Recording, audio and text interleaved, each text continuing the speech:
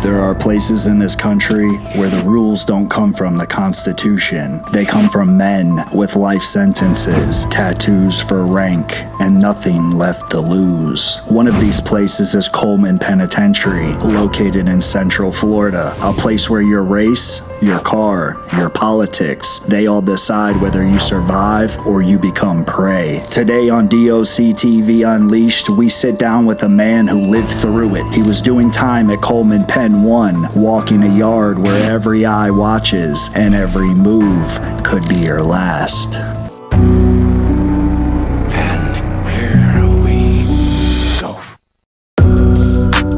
What's up, everybody? I'm Blessed and Free. Welcome back to another episode of DOC TV Unleashed. So on this channel, if you're tapping in for the first time, we talk about prison, jail, crime, corruption, the whole 9 yards. So if you like that type of content, please hit that subscribe button. It's a new channel. And if you like this video at the end, drop a comment and let me know. If you haven't tuned in, then you might not recognize this guest. His name is Bumper. He's done a lot of time in the federal prison system. And today he's got a crazy story to tell us. So Bumper, man, why don't you go ahead and just for the people that don't know who you are, just introduce yourself and kind of give them a little history on who you are, and then we could just jump right into that story. All right, man. My name's Bumper. I'm from Porterville, California. I'm a skinhead. I just got done doing a 15-year bid in the feds. I've been out for about 8 months now. I'm just getting on here and like relating my story and like all this the crazy shit that I went through in there and seen and all that. But also just like my main MO is just like to give dudes hope that, you know, when they come home, they can see dudes like me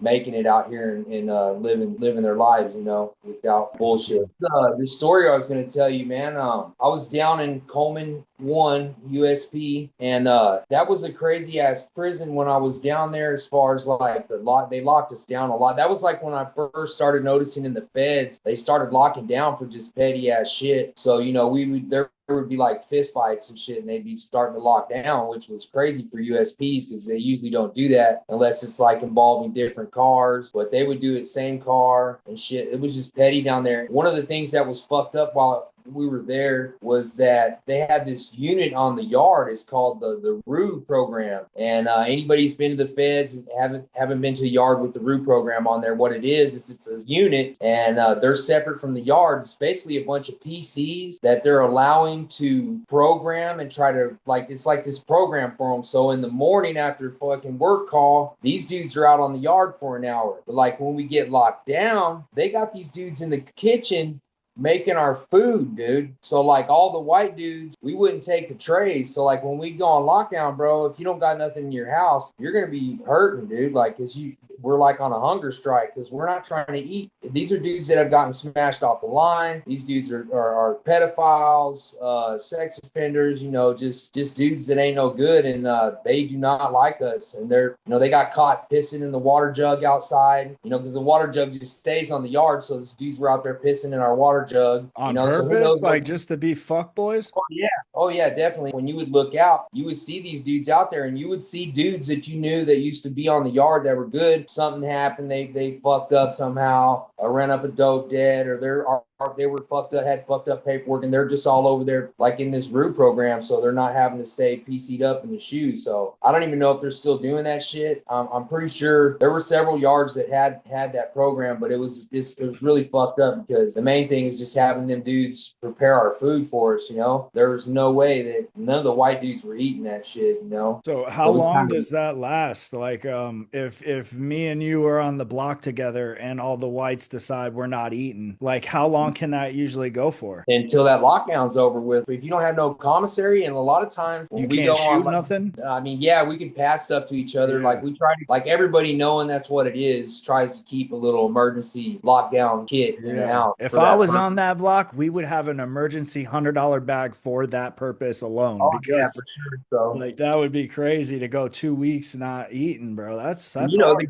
you got these dudes that are so strung out that they're just sell all their shit, and then like they don't have nothing. And then you got some of them that are like diabetics and shit. So like I would feel bad for them dudes because I'm like, man, this dude's a diabetic. He has to eat something. You know what I mean? Like this dude has to eat something or he's gonna freaking go into diabetic shock or whatever. Pretty wild. And then like we're not achieving anything because all the other races were taking their trays. And like they were giving, you would see the COs giving them double trays because none of us are eating our shit. So they're just giving them, and like these fools are eating it, but there ain't like we weren't going for that shit because they shouldn't have them dudes in there cooking our food, man. That's just a conflict of interest. Those dudes have been smashed off the line. Like they're gonna do Fight Club shit and put, and they're pissing in your water jug. Like that's yeah, crazy as dude, fuck. who knows what they're doing in the kitchen, Is Coleman where the riot broke out? So we was on lockdown for like for about a week. At this time, me and Sack Mike Long were cellies too. So like we're in the cell, and like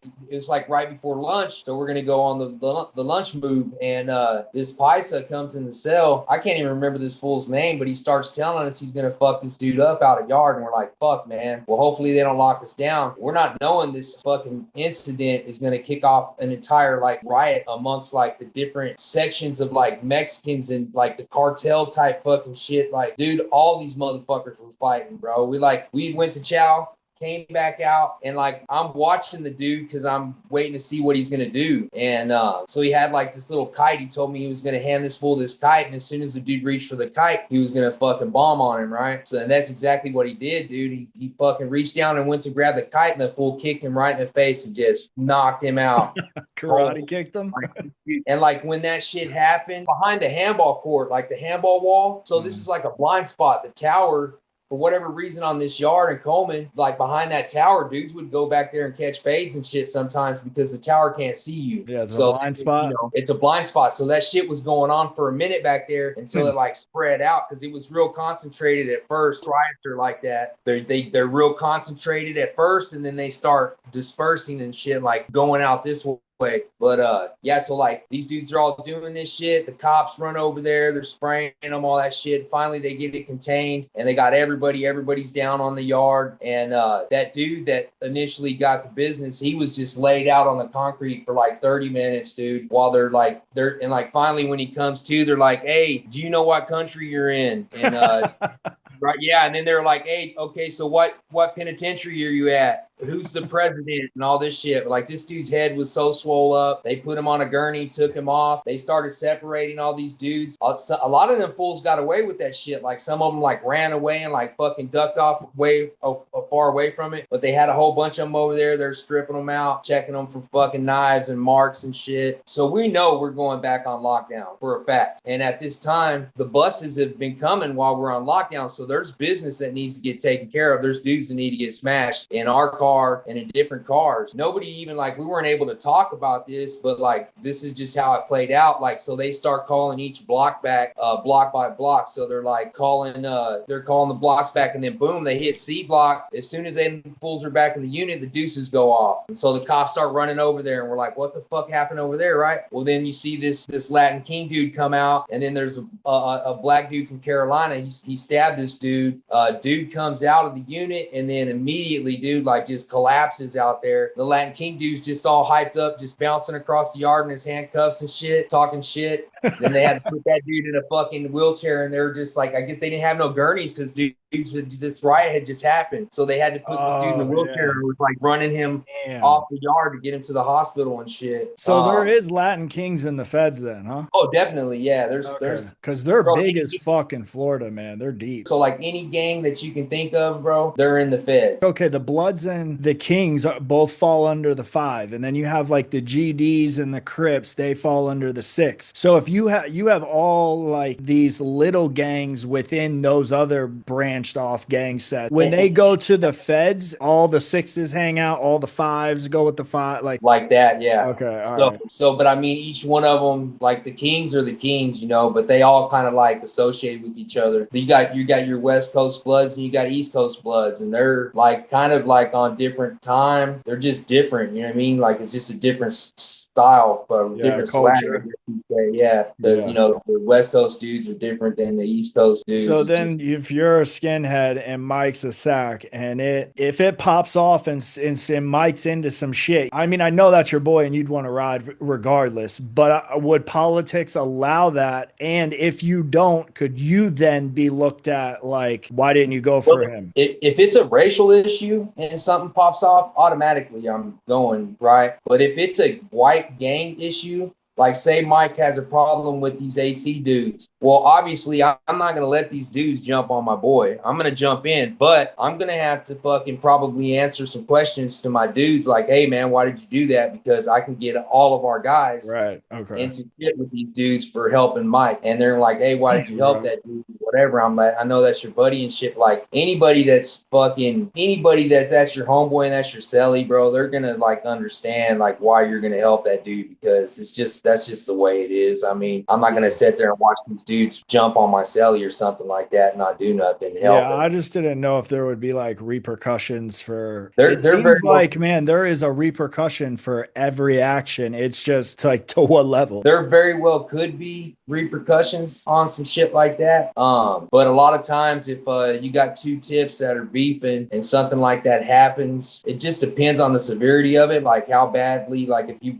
push the knife or how badly their homeboy got hurt or whatever, you know. So they might not want to be trying to get into a beef on two fronts either. So they might just be like, all right, well, he was just helping his celly, fucking, they'll just overlook it or something. But there's never no telling what's going to happen when some shit like that happens, you know. When you're locked up, it's real easy to get involved with all these like rules and regulations and then have that become like the new norm for you. Looking back now that you're out of prison, do you still think the way that all that is structured and how you were living in there is the correct way, or do you think it was like maybe I went a little too hard? I just wondering if you ever think about shit like that. I will say this, man. Sometimes the politics don't make any sense to me, and in some of them there's rules for a reason, you know, and that they are beneficial to the community and shit. You know, there's certain rules that make a lot of sense to me, and there's other ones that I'm like, man, what the fuck? Oh, for instance, I'm gonna fucking say this. You know, I kind of think for myself, bro. You know what I mean? I kind of like try not to. I try to think like objectively about things, dude. So like for the longest time, white dudes in the feds did not work on lockdown. Like for years and years and years, we didn't do that because we had made a pact with the other races that on lockdowns, dude, nobody goes to work. But slowly but surely over the years, all these other races started going to work. All their big homies and everyone was cool with it. And